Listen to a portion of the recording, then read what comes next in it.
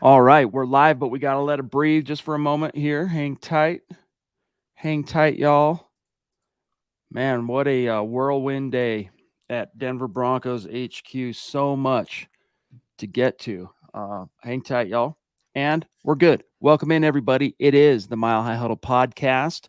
I'm your host, Chad Jensen. With me, my fellow football priest. You know him, you love him, Zack Kelberman. Zack, we were a little bit running late tonight. We had some technical difficulties that we're kind of working through still on the fly, just a little bit, as you guys can see. Yep.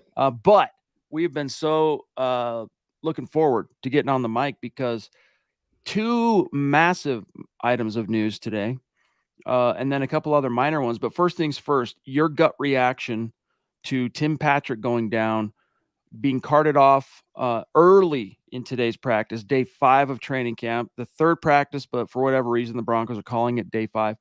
But what was your gut reaction? And for those who maybe have been working all day, they don't know all the details, bring everyone up to speed on what we understand is his injury. Well, of course, I love talking to Broncos country, but I was not looking forward to this part of the podcast tonight. I hate having to break the news or at least go over the news that Tim Patrick is out for the year once again. He went down in today's practice, 7-on-7 drill, non-contact injury. It looked bad, and it was bad, confirmed by an MRI. Torn Achilles tendon, complete tear of that left Achilles, and he will miss, again, the 2023 season. Chad, I am so gutted and heartbroken for Tim Patrick. What he worked up to get back to this point, the work he put in when he was like a no-name receiver who started to kind of make waves in Denver. He was having a really solid start to camp, and now he's out for the year once again. His NFL career could be over with this injury. I mean, ACL now and Achilles. His Broncos career is almost certainly over because they can't keep paying him to not perform on the field, obviously. But I just am absolutely heartbroken for TP. I really am. Yeah, it's tragic. And Casa Patrick is going to be especially somber because the dude living in his basement, KJ Hamler, got waived today. Waived as a non-football injury guy. However, based on the reporting, Zach, what we're hearing, this is all kind of dovetailing together. We're going to talk a lot about wide receivers tonight. But what we're hearing, the Broncos are at least leaving the door open to the possibility of bringing him back. So before his rookie contract, Zach, was even over, the Broncos are turning the page on a second-round pick. What was your reaction to the KJ news? I was less hurt by that. No offense to KJ, but we all kind of felt this was coming when the Broncos drafted Marvin Mims. I do feel bad because KJ is cursed, man. I mean, every year since he's been in the NFL, hamstring, and then the torn ACL, dislocated hip, another hammy last year, torn pectoral, which he came back from to start training camp on time, only for a test to uncover he has a minor heart condition, heart irritation. The Broncos plan to bring him back once he's healthy in a few weeks or so, but he has to clear waivers for that to be a possibility. So if he doesn't get scooped up by another team, you might see KJ back, but health is first. It's a serious, anything to do with your heart's always serious. So I wish him the best health-wise, but the news of the day is TP. Losing him is a much bigger blow to the Broncos offense than KJ Hamler ever was. Yeah, and as Javonte Williams talked about, everyone's marveling at his speedy recovery from what was a serious multi-ligament, very grievous knee injury. It was the type of knee injury that would cost most players for the majority of the NFL history their careers, and yet he's out there running and gunning, and he credited Tim Patrick in large part to his speedy recovery by not only, providing an example of how to kind of attack it and what kind of mindset you got to cultivate, but doing it right alongside him, doing it right with him as he rehabbed from his ACL last year really is such a bummer. Troy, not a bummer, is Troy. Love you, big dog. Great to see you. Appreciate the super. He says, hey, guys, I feel terrible for Tim and KJ, but this is the one position that can absorb that hit. Happy for more O-line depth. Now get another D lineman, and we should be good, barring more awful injuries. Still excited, but bummed out for them. Thank you, bud. I'm going to grab David Wilder. Great to see you. Long time Super Chat superstar. Been a minute. Says, good evening, Chad, Zach, and Scott. Dylan and Broncos country. I hope these injuries are not a harbor. See, I wanted to jump straight to this. Troy, I hope you don't think I was just trying to speed by you, but I was either going to get this out of the way because I knew this would be a hot topic tonight. But then I saw that David touched on this subject. He says, I hope these injuries, Zach, are not a harbinger of things to come. I'm hearing more and more about heart issues in the NFL, MHH for life, Denver Broncos for life. So maybe David's talking more about the heart issue thing, but I know a lot of Broncos fans are going, hey, wait a minute, man. We were hopeful that we were kind of past the star player guys going down, et cetera, et cetera. Is this emblematic of the Sean Payton regime not necessarily probably coming in year one and totally changing the health outlook for this entire team? I kind of want to tackle that. Thank you, Troy. Thank you, David. What are your thoughts on that subject, Zach? Well, injuries are a part of the game. Lauren Landau's no longer here. The Broncos' previous training staff is no longer here. So it's too early to say what the cause is. I don't think it's a Sean Payton problem. The thing with KJ is he's an injury-prone player, and injury-prone players tend to get re-injured, as KJ did. Tim Patrick we don't believe in coincidence, but we do believe in bad luck, and Tim Patrick just has bad luck. It is what it is. There might be a reason why he suffered the Achilles today. I'm not a doctor, but I happen to think that maybe it was overcompensating from the ACL, less strain on that knee and more strain on his other leg, and pop goes the Achilles.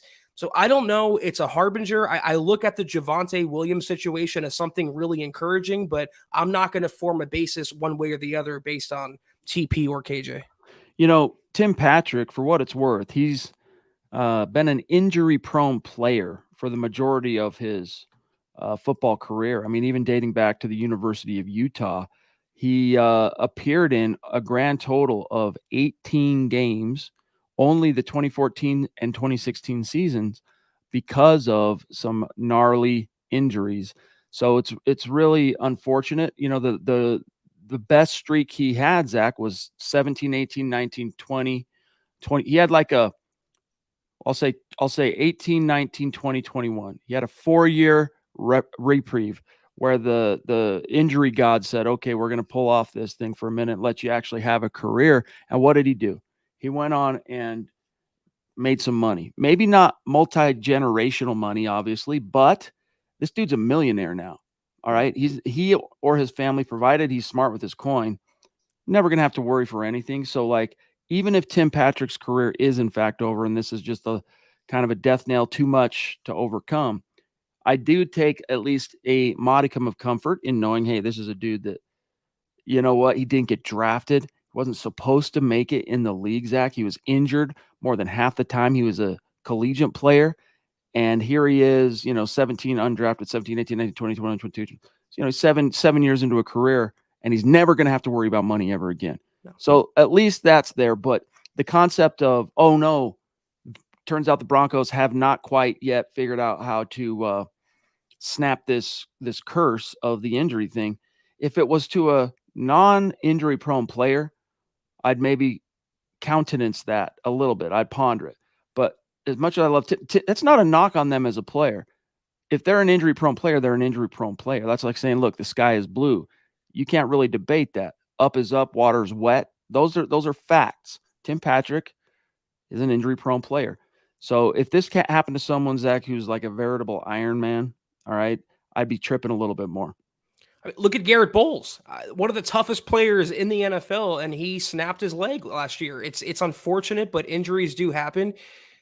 Tim Patrick, I'm happy for him as a person. You mentioned him getting his contract. I'm happy he got his money. He got his payday. He definitely deserved that. But I'm so bummed for Tim Patrick, the player. That's the difference, because he is so passionate. He is so reliable. He has so much enthusiasm about Denver, about the Broncos, and he was fixing to have a huge season, relatively speaking, under Sean Payton, if only as a red zone weapon, a safety blanket for Russell Wilson. I just wanted one game, Chad, where a healthy Sutton, a healthy Judy, and a healthy Hamler are all on the field together, and we just can't seem to get that. It really sucks. Sam Bam, what's up, bro? Great to see you. Thanks for the super. He says, hey, guys, so unfortunate about Tim Patrick. Worked that hard to come back from a torn ACL, only to have another season-ending injury. Glad we kept Cortland and drafted Mims. Next man up. Go Broncos. Indeed. Some things happen for a reason. You don't fool yourselves, guys. one of the reasons, might not be the reason, but one of the reasons the Broncos never pulled the trigger on these trade offers they got for Cortland Sutton was, hey, Tim's an X2, but he's coming off an injury. We don't know. We can't count on him being what he was. And that's more about like the knee injury that he has been recovering from. So it was prescient. It was wise that they held on to Cortland. We'll see how it shakes out with Mims, but I like Mims' upside as a Broncos second round pick, Zach, significantly more than KJ, mainly because he doesn't have that same injury jacket. I mean, the Broncos basically drafted KJ as an injured player, and that just never changed. The thing with Marvin, though, is he had a hamstring injury after the draft. He had a recent hamstring injury leading up to training camp. He's healthy now, but you have to wonder how long that's going to last for. When you look at the depth at receiver, it really falls off after Mims. I'm going to go through the list here, okay? And tell me how many times you guys say who in your head. Kendall Hinton, Marquez Callaway, Lil Jordan Humphrey, Montrell Washington, Jalen Virgil, Brandon Johnson, Taylor Grimes, and Michael Bandy, who the Broncos signed like 2 days ago from the XFL. You need, I think, just one more experienced vet in there, an accomplished, able-bodied vet, not just someone who has experience like Kendall Hinton, because again, after Mims, it falls off a freaking cliff, and that's a problem now.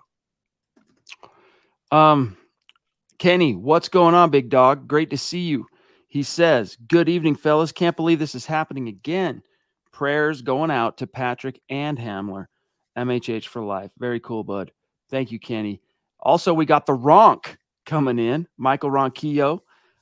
Good evening, Chad and Zach on the Mile High Huddle podcast. Go Broncos and buck 'em. That's with a B, YouTube. Thank you, buddy. Great to see you tonight. As always, we appreciate you. The Duchess jumping in with a message. Look, I mean, she on the last jersey she won on the Super Chat raffle. True. She wanted Tim Patrick. She's rocking it with pride, not because of what happened today. This has been on her profile pic since she got the jersey. But as you can see, big Tim Patrick fan is Michaela Parker. She says, so sad about Patrick. Dude can't catch a break. Such a wonderful, hardworking man. I really love how inspirational he is. Sad about KJ. Heart issues are serious. He's a nice guy from a great family. When it rains, it pours. Indeed. And you know what? Like, there, with the exception of the injury thing and the injury-prone label, Tim Patrick is very much like the heart of a Rod Smith. Very similar guys in terms of not just what it took for them to fight and claw their way into the league, but in terms of being leaders who take not only like set example and all that, but like literally take guys under their wing and work with them and build them up and help make the team better. You know, you hear cliches like glue guy and stuff like that. Oh, he's a glue guy. Well, Tim Patrick is definitely that, but he's more than that. And so this little spiel I'm going on is only to say that think of all of the odds Rod Smith defied to build what is, in fact, a Hall of Fame caliber resume. Tim Patrick in that same vein. If anyone can overcome the bad luck that he's had in these past 2 years, I wouldn't put it past Tim Patrick because he has that kind of a heart. Zeus, what's up, dude? Thank you, brothers. Stu McPeak, really bummed for Tim Patrick. I know it's such a bummer. Zach. It is. Thank you, Stu. Thank you, Michaela. And Michaela, I echo all your sentiments 100%. If you could, you would have 22 Tim Patricks on offense and defense. You would line your team with them. It's just a consummate pro, hardworking, dependable, reliable, consistent. Those are all traits that Sean Payton loves specifically in a player, and he would no doubt have had a huge season in Payton's first year. Nothing more to be said. I'm just absolutely heartbroken for TP. It's a bummer. Zeus, so good to see you, big dog. Thank you for being with us tonight, my friend. The very first face etched on the MHH Mount Rushmore, Stu McPeak. Drake Wally jumping in. Thank you, bro, for the super. He says, what a bummer about Patrick. Guy is a beast athletically and coming off an injury. It sucks. Hoping he recovers fast. And this is a guy who is a Colts fan, guys, for what it's worth. He writes about the Colts, covers the Colts on our sister site, Horseshoe Huddle, on SI.com Fan Nation. So, Drake, thank you, bud. I'm sure the community appreciates the sentiment, and we obviously do. And thank you for the super chat support, big dog. Thank you, Drake. And I just want to point out, not to be a wet blanket, but TP's turning 30 in November. turning 30 years old in the NFL, coming off an ACL one year and an Achilles the next year. It doesn't look too good. I hope that down the road he can maybe become like a receivers coach for the Broncos or another team, because he certainly has the knowledge and the wherewithal. I feel bad that his playing days could be over, Chad. There's a good chance that they are. It's more likely than not. But I'm still going to hold out some hope because, again, even if his career ends up panning out in a different NFL city, he's just a guy. He's got the heart of a champ, and you can't sleep on that. You don't know what the limits of such a heart really are. So, David, the Papa Bear, as he's known in his neck of the woods, what's up, brother? Thank you, bud. He says, with a very generous super chat, good evening, Broncos country. Chad, Zach, Dylan, Deacon, Scott, 12-5. Buckham times 3. MHH for life, Denver Broncos for life. Thank you, David. Really appreciate you, big dog. The Triple C in the house, Colby checking in, sounding off to say, this is unbelievable. So bummed for these guys. Yeah, it is. Lando Lee, thank you for the stars, my friend. Great to see you tonight. It's been a minute since we've seen you. Happy to have you in the chat this evening, my friend. John Juno, what's up, big dog? Super chat to say, is there any good receivers in free agency or that we could trade for?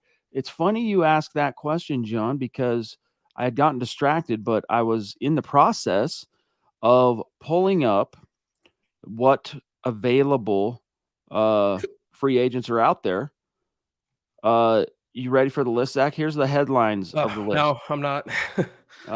Actually, let me try this. I'm going to take a chance here. It's just not as fun if you can't do the scratch and sniff together. You know, I could sit and read it from the screen or whatever, but it's just not as fun. Things are going well with no lag since Scott figured out as our producer how to get around the lag thing we were suffering with. Get rid of this. Okay, here is, let me make sure I got an unrestricted free agent available, 2023 wide receiver. Updating one more time just to be sure. Okay. This smells like mid, Chad. Yeah, Kenny Golladay, Julio Jones, 34 years old. Jarvis Landry, 30.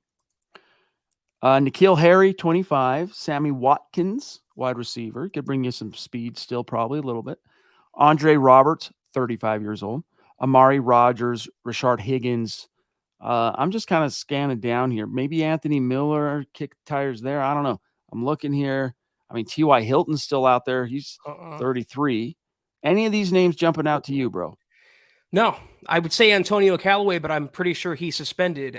It would be pretty funny, though, if the Broncos signed Jake Kumaro, because that was the receiver that Aaron Rodgers threw a hissy fit over in Green Bay that he wasn't brought back. So maybe to troll Aaron in week 5, the Broncos can sign him. But on a real note, when your best options are like Jarvis Landry and a washed Julio Jones or Kenny Golladay, I would rather give those reps. I know I said they should sign someone with experience, but I don't want to sign for the sake of signing. You mentioned Sammy Watkins. He's good for like 2 snaps a game before he gets injured. N'Keal Harry was a massive bust in New England. Maybe Amari Rogers is intriguing, but I'm pretty sure he was waived with an injury designation. There's just not a lot out there right now, Chad, at all. No. That's why, you know, if you're going to take a chance, bring in a more proven commodity like Kenny Golladay. He's only 29. I mean, he's butting up against that 30 mark. I'm gonna check something out real quick here. Kenny Golladay. I'm going to check out his stats real quick on PFR. He was fire in Detroit, and then he's been a non-factor in New York. So first year in New York was 2021, 37 receptions, 521 yards. That was in 14 games. So he started 14 out of 16 games. Last year, though, Zach, injured, only appeared in less than a quarter of the season. So that was that's the reason Golladay finds himself on the unemployment line. But yeah, nothing to really write home about, guys. I mean, there's some big names, but a lot of them are washed. I mean, Julio Jones obviously headlining that list of big names when it comes to big names, but 35 years old, golly. Naj, what's good, bro? Thank you. So generous of you, man. Naj and I were corresponding in a private chat just last night, shooting the breeze a little bit. And it's great to see you tonight, my friend. Thank you so much. He says, hey, brothers, brutal, discouraging day.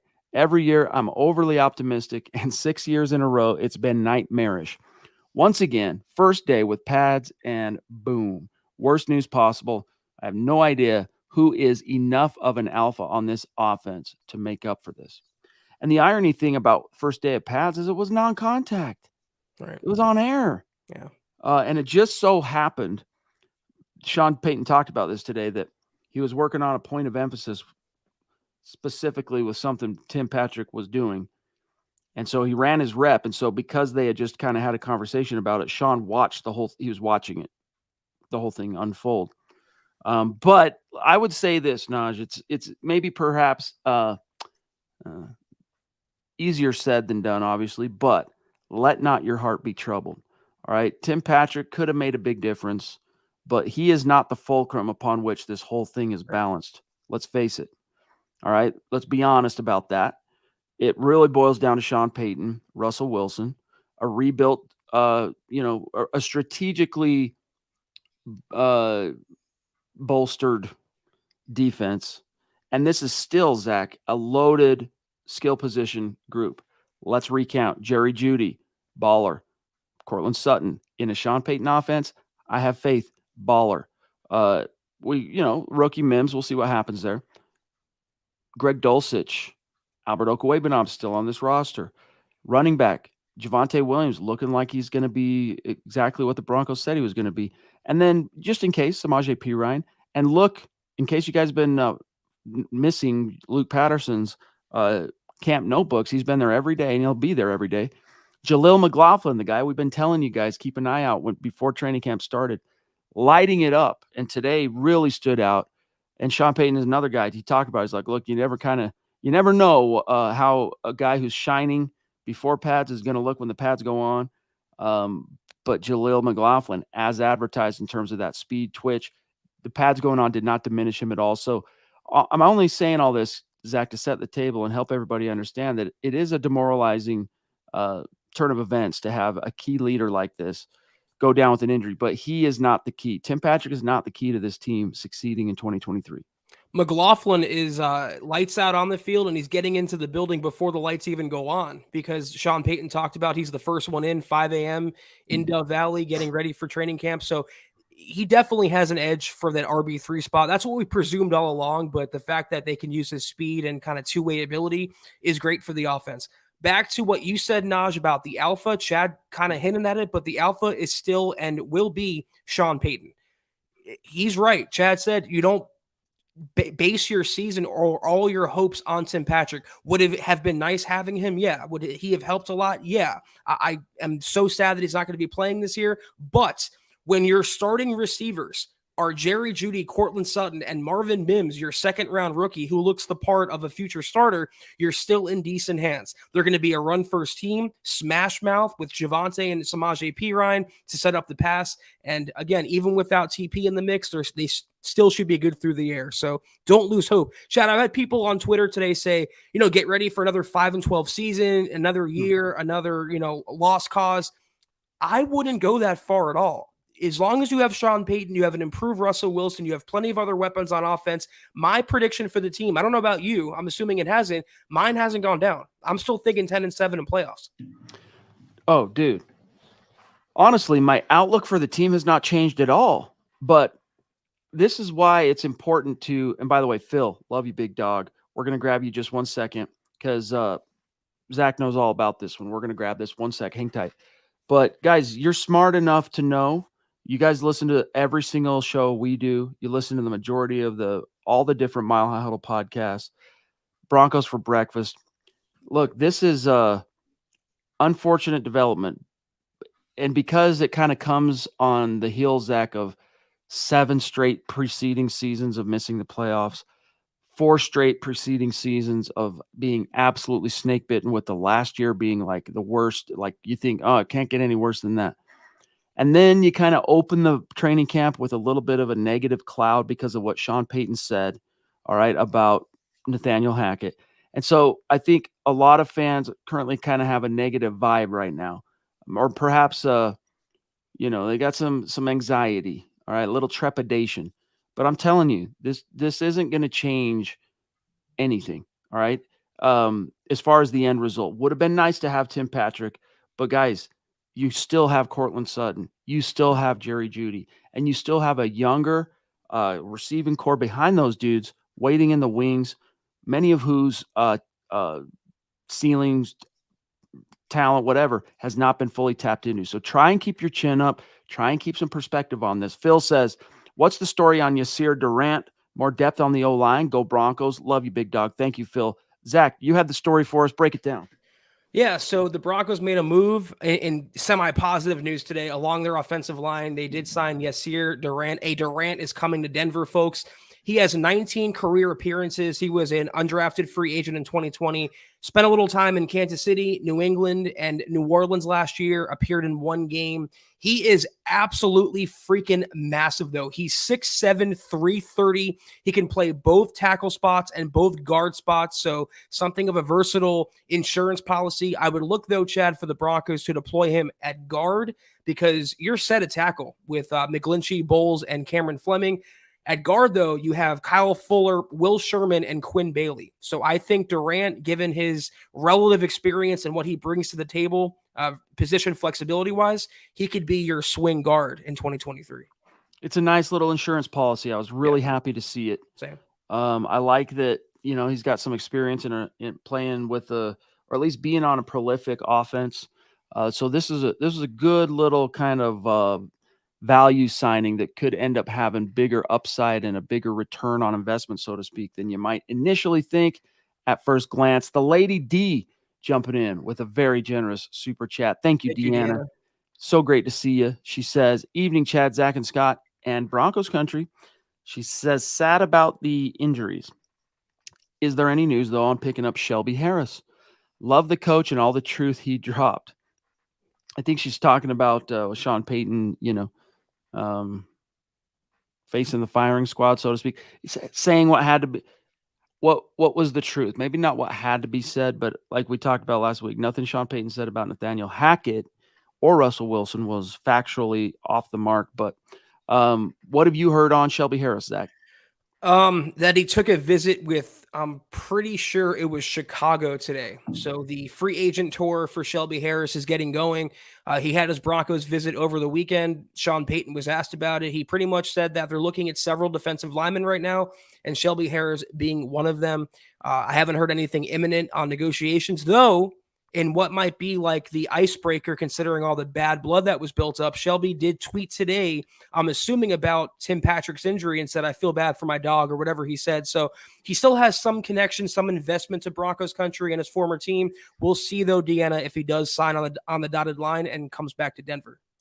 It really makes me wonder what else they could have in mind, because it was Cleveland. Telling you. Sorry, Shad. It was Cleveland, not Chicago. Sorry. Thank you, Dylan. Cleveland. Okay. Yeah, Cleveland. But seriously, like when we talk about the factors at play, like relative age, relative ability, you talk about fit, you talk about all those things, dude. There are other more accomplished D linemen available. There are bigger name guys. There are guys who are significantly younger than Shelby is right now, but none of them really check every single box. Shelby does. So if he came for the visit and he probably heard something from Sean Payton to the effect of, look, new sheriff in town, things are different. Hey, appreciate you coming in. We'll see what's what, but if we bring you back, just know it's going to be a different thing. VJ's here. VJ, I'm sure, was a big part of that visit for what it's worth. So don't count it out yet just because he's going on the tour. But I'm just trying to wrap my brain around. It's such an obvious thing. Like, to me, it just makes, maybe it's one of those cliches. It makes too much sense, right? Mm-hmm. Like, that's one of the stupidest things I've ever heard, by the way, that particular cliche. It almost makes too much sense. What are you talking about? So we'll see what happens, but I don't know. Who else could they? We know they're, according to Payton, looking at other guys. Who else could they value maybe, Zach, more highly than Shelby? Right here, Harold Jean said it. I would love Matt Ioannidis. He would check every box as well. Former starter, has experience, would be an instant fit in VJ's 3-4 alignment. Whether it's Shelby or Ioannidis or anybody else, I said this yesterday, I'll say it again. They just need some depth. They need another warm body on that D-line. I don't really care who it is, but you cannot go into the season with Matt Henningsen as your starter. I know Eric Trickle, based on the bodies that are at camp right now, he thinks Henningsen has the most upside, should win that last starting job as far as, you talk about a starting 3 on a 3-4 D line. But that's not counting who else might be out there. He's talking about who's on the roster currently. Mark McDonald throwing down some big boy stars on Facebook. Once again, by the way, thank you, Mark. So great to see you tonight, big dog. Keep it going. We appreciate you helping us keep the lights on. He says, while it's been bad news today with KJ and Patrick, I have faith that under Peyton, it'll be next man up and we'll be okay. Again, guys, if this had happened to a player who did not have a injury-prone resume, I might be a little bit alarmed. I'm not alarmed. I'm bummed for Tim Patrick. I'm bummed that that is going to be absent from the team this year, but it really is not changing, has not changed at all. My outlook on things really hasn't for the Broncos. So keep your chin up.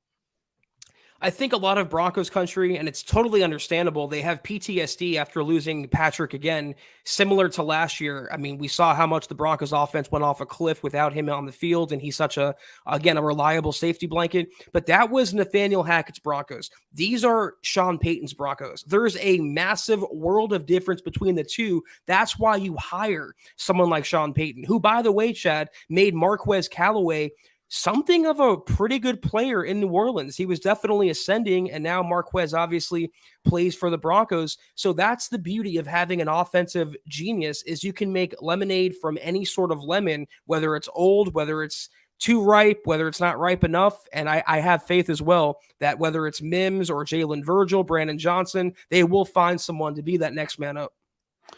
I'm really not tripping on it. For now, it's just a terrible development I'm more worried about Tim. And to me, it doesn't really color the outlook of the Broncos. But hey, Ronnie Ray, what's good, man? Thank you. Good to see you in our chat. Welcome. Appreciate you. He says, hey, Broncos country, so sad for Timmy. There goes our dog at receiver. Really praying he can make it back. Please don't be the end yet. Yeah. I hope it isn't. Zach hopes it isn't. But the pragmatist in us, we've been covering this thing long enough to know that the indicators are pointing toward the Broncos saying, look, we can't keep paying a guy millions and millions of dollars who doesn't show up on the field because he can't stay healthy. Despite all of our attending to him, our health, our strength, our conditioning, our sports science, all these resources that also go into him beyond what we pay him, we might cut him loose. That could happen. It probably will happen. But again, I'm going to throw this out. If there's ever a player in the modern canon of Broncos history to defy that probability, that NFL reality, wouldn't surprise me if it were Tim Patrick, who somehow manages to hang on one more summer. We'll see. Benji, thank you, buddy. Good to see you. He says, what's up, bros? Got here late. Is Patrick's career over? And then Viral Headline says, sucks that both players' careers are likely done. We'll see what happens on KJ with the heart thing. But your thoughts on the career outlook for both guys? Oh, man. KJ, he should be back relatively soon. They were talking weeks, not months, for that heart issue. So I have a feeling whether it's in Denver or elsewhere, he'll be playing this season. If he can stay healthy, that's another question altogether. Patrick, though, I mean, again, he's going to be 30, coming off an ACL, now coming off an Achilles. You wonder about the psychological and mental effects of both those injuries. If I'm him, I'm thinking, am I not cut out for this? Is my body betraying me? Is it not what I need to be doing anymore? I would definitely be having those questions with myself. And especially if the Broncos do move on and he becomes a free agent, you wonder what the next move is for him. Physically, I'm sure he'll be, healthy in due time, in enough time. But the mental side of it and the lingering doubt and questions that these injuries have brought him, I think could last quite a while. We'll see. We're keeping our fingers crossed for both guys, though. That is for sure. Yeah, like just this whole concept, this whole premise of Broncos fans calling the season over before it begins. Like, I strongly rebut that. Even if it were true, even if I really interpreted this, Zach, as some kind of omen or some kind of harbinger of 2023, you can't allow yourself to go down that path, that thought process, because that's how you lose. What does that mean? It's a loser's mindset. So you can't let it shake you. All right. You got a big boy at the helm in Sean Payton. Don't let it shake you. Russell Wilson didn't get hurt. All right. Tim Patrick got hurt. God bless him. Wish him the best on a recovery. Of course, as we've said millions of times already, But let's keep this in perspective, guys. Stole the words right from my mouth.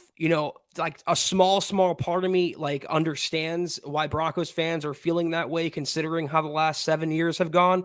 But it's such a loser's mentality that I can't get on board with it. They haven't even played a snap of preseason. They're a week, not even into training camp, and fans are calling for the season to be over because a wide receiver 3 went down for the year. I love Tim Patrick as much as anybody, if not more, but the season, as Chad was talking about earlier, never really hinged on him. I'm as optimistic as I was, Chad is, and I encourage everyone in Broncos country to keep your chin up big time.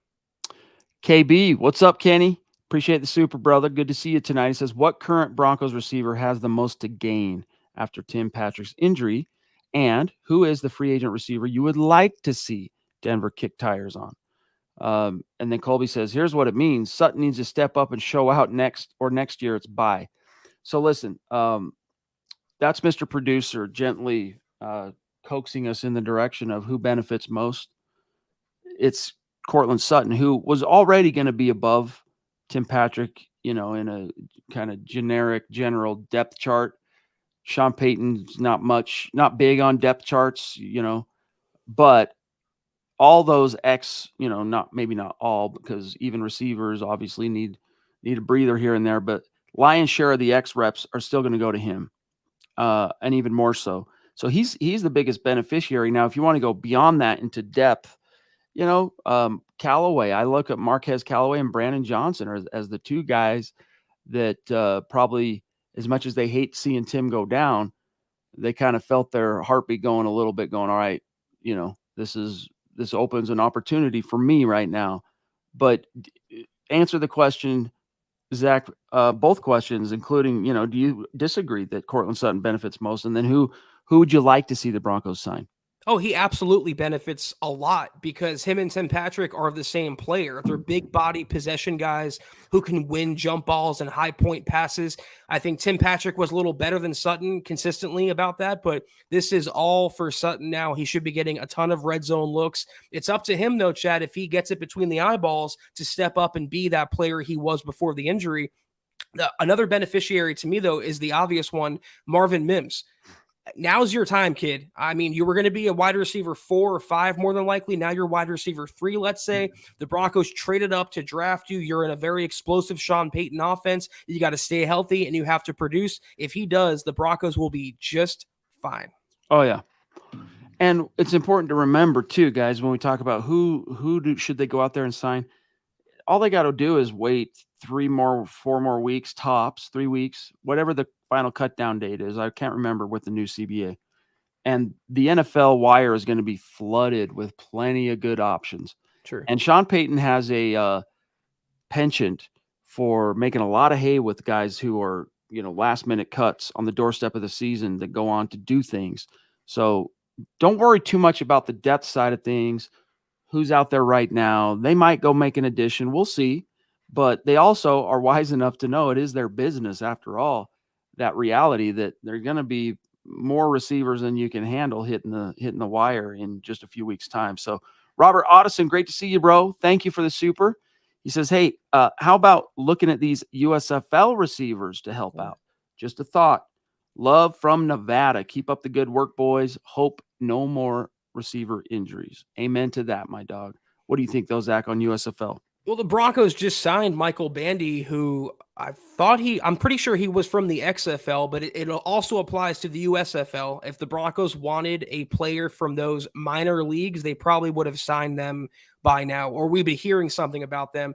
I don't know, though. I mean, let's say you have a generic player from the USFL, a receiver, is bringing him on better than just giving more reps to Jalen Virgil or Brandon Johnson or Marvin Mims? I don't think so. Again, it's not ideal, but the Broncos do have a ton of untapped potential beneath Sutton and Judy on the depth chart. Jalen Virgil specifically, he had that long touchdown against Tennessee. Remember that? Oh, yeah. I want to see more explosive plays out of him. I want to see what Brandon Johnson can do, last year's preseason star. Obviously, Marvin Mims, Marquez Callaway we talked about, Lil Jordan Humphrey, who came over from New Orleans with Sean Payton as well. They have the the upside there. It's all a matter of Sean Payton and Russell Wilson unlocking that upside.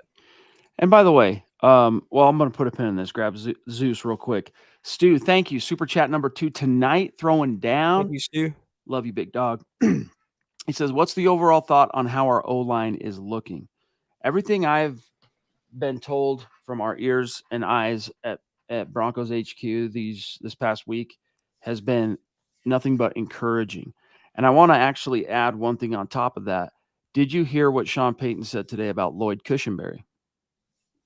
Fill us in. Maybe not, words are words, right? Like you can't get too out of control, jumping to conclusions. But let me find this quote for you real quick.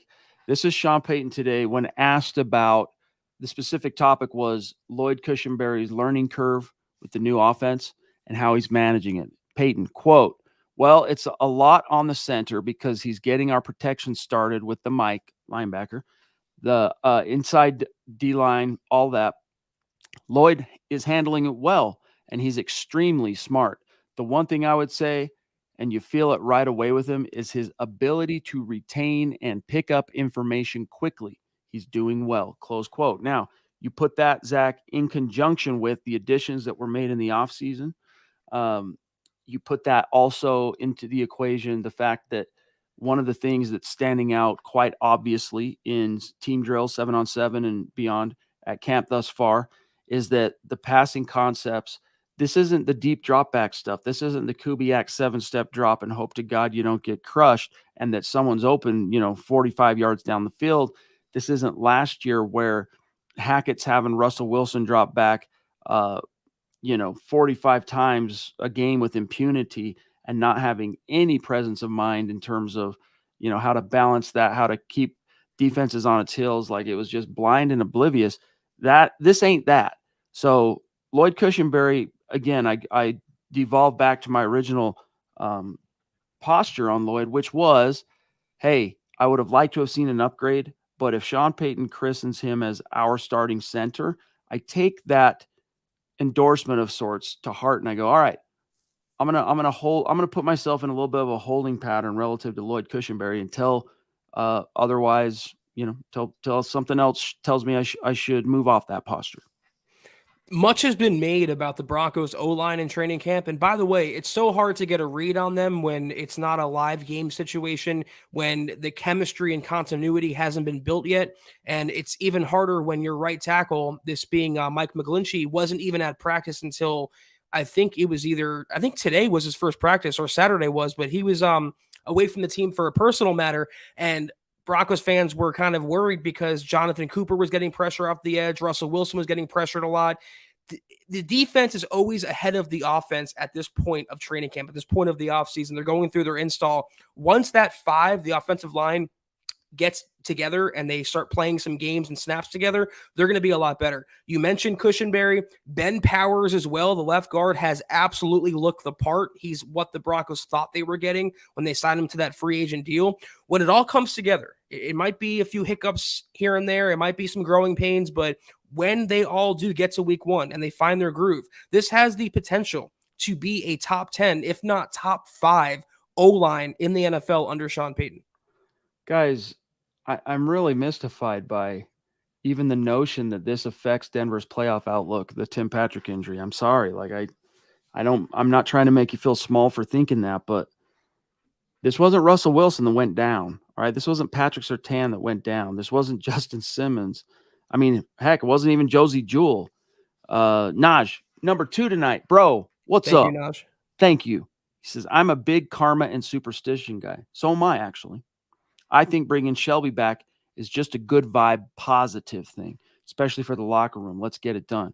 Yes, you want to try and offset some of that glue guy loss that you sustained as a team when Tim Patrick went down today.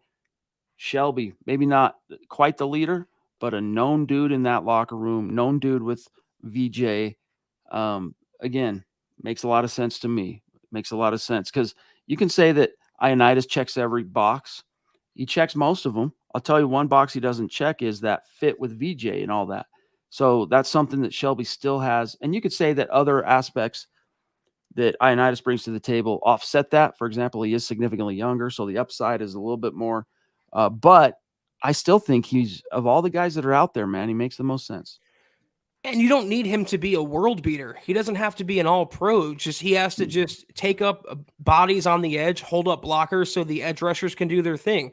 He's decent in run support. We know how he is with pass deflections. He's a pretty good pass rusher. I mean, you might not be getting Draymond Jones back, but he's not that far off from it. Plus, like Chad mentioned, he has history and chemistry with Vance Joseph and the players on the defense already. So it makes a lot of sense. We'll see if it happens.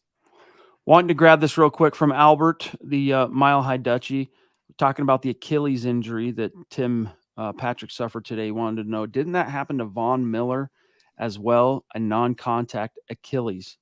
Yeah, I remember that was a non-contact.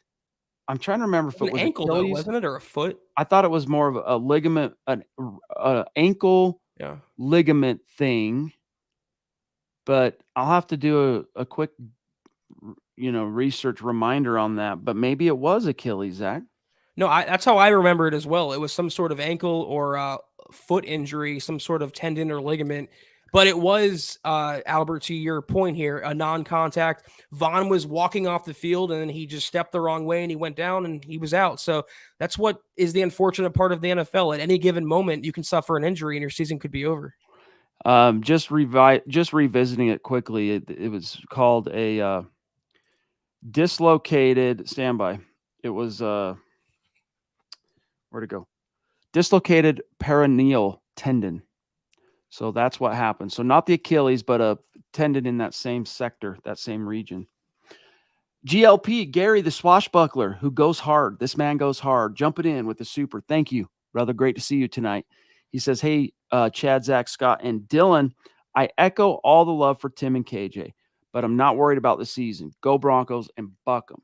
Yeah, those thoughts, those fears, those anxieties, those misgivings, buck them. That's what I'm trying to tell you. Don't succumb to that stuff. Keep your chin up, orange blinders on, because, again, this wasn't Russell Wilson that went down. If it was Russell Wilson, even if it was, you go, all right, let's look at what Sean Payton's resume looks like with non-Drew Brees quarterbacks in the 15 years he was in New Orleans. Oh, wait a minute. Teddy Bridgewater. Like, we start going down that list again, right? Jameis Winston, yada, yada, yada. So it sucks bad. And because it's on the heels of this really bad stretch of losing and this really bad stretch of injuries, I understand the urge or the penchant to fall into the old familiar pattern of, well, there goes the season. But try and keep it in perspective, guys, like Gary is right here. Yeah, I mean, to assume that the season's lost because of Tim Patrick would assume that the season was hinging on Tim Patrick, or he was going to be what made the Broncos a playoff team. He would have helped toward that goal, as will 52 other players on the roster. I'm not trying to downplay or take anything away from the injury. We'll say it again, we feel absolutely terrible and heartbroken for Patrick, but the Broncos have to move on. And let me tell you something that would cure a lot of these sore feelings: winning a football game. Broncos go out there week 1 against the Raiders, and they look good, and they win that game. I think we can withstand the Tim Patrick injury a little longer. I think that's going to be the resounding opinion in Broncos country. Which also, by the way, you beat the Raiders in the season opener. That gives you a nice lift because you haven't beaten them for 7 games. True. Ridiculous. 69 Skater Mike, Wild Rift. Thank you. Welcome. Appreciate you. That's a newer name on Super Chat, so appreciate you and welcome. The train will keep on moving, guys. We are good. Yes, indeed. Thank you for the message there as well, Mike. Andrew Lampy, great to see you. Thanks for all the hard work you guys do, he says. Appreciate you, bud. Thanks for showing up. Thank you for the stars. Means a lot to us. But we are about out of time, guys. So any burning topics, get them in the chat. Howie, whoa, Howie, going big on the stars on Facebook. Thank you for the cap. Very freaking much, Howie. Very freaking much. We're so freaking grateful. Thank you, dog. Appreciate that. Scott, I see one from Mike Ronquillo, the Ronk, jumping in to say, Sean Payton will turn this Broncos team around. Mark my words, Broncos country. Can't wait for the 23 season to start. Go Broncos and buck them. Yes, indeed. Thank you for that message as well, Ronk. This is the kind of stuff. You got to, rehab your mindset. That's what you got to do. Don't succumb to the negative Nancy stuff because, like Naj was saying, karma, superstition, you can dismiss those things. You can say, that's what you're being is. No, no.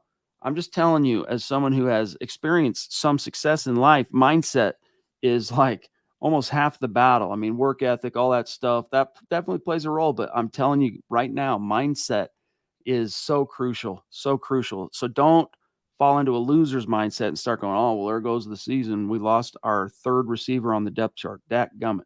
I mean, think about that. I'm not trying to disrespect Tim Patrick. I'm not trying to minimize the tragic nature of him suffering that. Of all the players that are out on the grass today, him suffering it, I mean, it's just sick and tragic, right? I'm not trying to minimize that. But in terms of how it fits in with the overall outlook, keep that in perspective. And thank you, Mike. The Ronk throwing down. Scott, I'm going to grab this one from Savage Boy Kev on Twitch as well. Always try to get at least one on Twitch. Kev says, we were so close to winning 75% of the games we've lost. If coaching was somewhat competent last year, now that we have Peyton with pretty much the same defense, gives me hope. It should. I mean, that's one statistical or just distinction that should give you hope amongst a forest of hopeful factors, let's just say. Yeah, Sean Payton knows what's up. I mean, just hearing him today, Zach, talk about, I'm trying to remember which player he was talking about. I think it was wide receiver, talking about splits, talking about, I got to find it. Oh, this right here. So just this tells you, you're not even scratching the surface on the football acumen this man has, okay? And obviously, there's a lot more to it than football acumen in terms of a winning head coach, but it's a big part of the equation. He says on the subject of an offense going against Patrick Surtain in practice, how that can pay off for him long term. Quote, okay, it wasn't too long ago we played here in Denver, talking about New Orleans, and we would go through the game plan. There would be certain throws that you'd feel more comfortable with, and then there are other throws. You might one way a formation and only run it to the left if you felt like he was playing to our right. Sometimes they'll move him around. A lot goes into that when you play an opponent that you feel has one of those elite corners. I kid him all the time. We typically try to make those elite corners tackle a lot early in the game to get their helmet dirty. You do have to pay attention to that. The matchup, the split, the route, especially when a guy has good ball skills. If they don't have really good ball skills, then it's a little different. Close quote. Just a lot of information, dude, dropped just in that one little anecdote, okay? I'm not worried about the season, guys. I'm sorry. You know, to Kev's comment here, he's absolutely correct. How many games did the Broncos lose due to poor coaching? How many games did the Broncos lose due to injuries? How many games did the Broncos lose due to turnovers? How many games did the Broncos lose due to penalties or, lack of discipline? All of those issues should be cleared up, maybe except for injuries, because that's uncontrollable, by the addition and arrival of Sean Payton. So I agree with the optimism. Coaching was always the missing ingredient. It wasn't necessarily quarterback play. It was always having that elite coach on the sideline. The Broncos do now, and that's why you can vithstand the bad breaks like the Tim Patrick injury and the KJ Hamler release. Last one, guys, and then we're going to sign off for tonight from Daniel Yost, who's been vociferous with this question. He wants an answer. He needs an answer. He's demanding an answer. We're going to give it to you because at the end of the day, what are we? We are your football priests each and every week, multiple times a week. We're here to offer you the absolution and the answers to the very burning questions that Daniel Yost is dealing with right now. He says, what are your thoughts on the new look Russ so far this year in training camp and why? MHH for life, buck 'em. Zach, I'll let you start on this one. A lot of Broncos fans are kind of digging Russ because he's thrown a couple picks, he's taken sacks, and they're saying, oh, look at this, he hasn't improved, season down the drain, that same loser's mentality. Well, the way I look at Russ, and based on the reporting and those who were there, like Luke Patterson, for example, he's been in and out of the huddle. He's been efficient. He's been commanding. He looks physically slimmer. He has the respect of his teammates who all say he looks amazing. He has a chip on his shoulder. He's driven. He's motivated. So I'm going to give it, Chad, and this might seem crazy. Stop me if I sound insane. I'm going to give Russ longer than a week in training camp to make an accurate determination one way or the other. I'm going to at least let the preseason play out before I start judging Russ. Is that too insane? I think it's fair. I'll put it this way. The early returns are more than encouraging. If the expectation / hope is that Sean Payton's going to come in and turn the ship around relative to Russ, I have seen nothing up to this point that disabuses me of that expectation or hope. Slim down. That first practice on Friday, he was trying to maybe hold on to the ball a little long, trying to run with it here and there more than Peyton obviously wanted him to, or, more than what was ideal. Then what happens? Well, Friday's practice that fans and media see is over. They go back into the building. They're breaking down the film from those sessions, and Sean Payton coaches him, and he explains to him, here and here and here and here, you held on too long. Here, what were you seeing? Okay, here's what you do next time. And then that's where you hope and expect to see improvement over time as these different points are emphasized to where they're coached out of the equation, so to speak. That's what good coaching does for any player. Makes them as efficient and good at what they do as possible. And I think it's only 3 practices, but so far what we're seeing from Russ, it's all good. He's on the right track so far. And when the picks have happened, like today, I think he threw one to Simmons. He's been pressured because the Broncos haven't had McGlinchey. They're still working their offensive line together. You're going to have some hiccups, but that's what practice is for, right? Isn't that to make mistakes and get better from them, learn from them? So the pick he threw today might be a long completion in September, in week 1, week 2, week 3, whatever. That's what I want, because I have faith, unlike last season, the coaching, Sean Payton, will improve upon those mistakes and turn a bad into a good. So I think he'll be okay. All right, guys, we got a few messages, then we're going to dip out. Don't go anywhere quite yet. I want to echo, someone said in the comments, a very lively podcast. Jason O'Neill, very lively one tonight. It was a tremendous episode of the MHH podcast. If you're not doing so, please change that and follow us on Twitter at the MHH Pod. You can follow the main account on Twitter, the mothership at Mile High Huddle, Chad at Chad and Jensen, myself at Kelberman NFL, and Scott, our producer, at Scout Kennedy. If you guys want some merch, Bucka merch, anything you guys can think of, it's right there, mhhmerch.com. Check that out. Also, give us a like at facebook.com/Mile High Huddle Pod. Be sure you're liking our content on Instagram at mile_high_huddle. And you're leaving your football priest and our Deacon Scott a 5-star review for a chance to win some of that merch each and every single month. But if anything, please, please, please subscribe, like, and share this video and every video you see on the MHH channel. It really helps us grow and reach more Broncos fans just like you. By the way, guys, we are less than 200 away from crossing 10,000 followers on the Mile High Huddle podcast Facebook account. So if you're on Facebook and you have not followed that, as Zach just mentioned, guys, make that happen. Help us get over 10K, all right? Because we're going to raffle off some swag when we do. So please help us get there, facebook.com/Mile High Huddle Pod. Really appreciate you guys. Shout out to these phenomenal Super Chat superstars and supporters this evening. The Ronk. All right. We got the Ronk. We've got Lando Lee, Colby C. Collier, Phil McLaughlin, Mark McDonald, Andrew Lampy, Howie Frickin' Day, Troy, David Wilder, Sam Bam, Kenny, the Duchess, Zeus, the first 2 faces etched in the MHH Mount Rushmore right there back to back. Drake Wally, David McElrath, that is, John Juno, Naj Altaf, Deanna, the Lady D, Mount Rushmore as well. Ronnie Ray, Robert Otteson, Benji Clay, viral headlines, Kenny, Gary Palmer, Mount Rushmore. Love you guys. Seriously, thank you so much. We unfortunately couldn't get Luke on tonight. That was the plan, but something unforeseen occurred. Everything's fine, but he had something come up.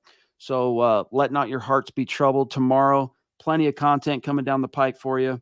Scott's giving me a sign. What do you, one more? Okay, drop it. Oh, did 60, I screw up? What did I do? 69 Skater Mike. Okay. Oh, I missed one. 69 Skater Mike. Thank you, big dog. Appreciate that, Scott. And Mike, you are a prince. But guys, we'll be covering it. You know what we do here at MHH 7 days a week. So stay tuned. We'll be back Thursday. Can't wait. Scott's going crazy down there as always. That was a tremendous show. Have a great start to your week. We'll see you Thursday night. Take care. And as always, go Broncos.